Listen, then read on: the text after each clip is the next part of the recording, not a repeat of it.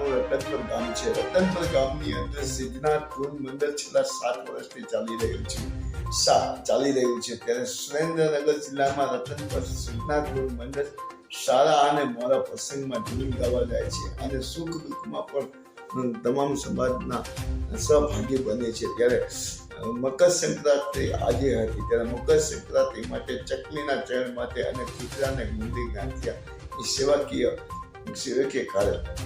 કાર્ય કરતા સિદ્ધનાથ ધૂન મંડળ નાના મોટા ભાઈઓ એકત્રિત થઈને પ્રભાત ફેરી કાઢવામાં આવી હતી.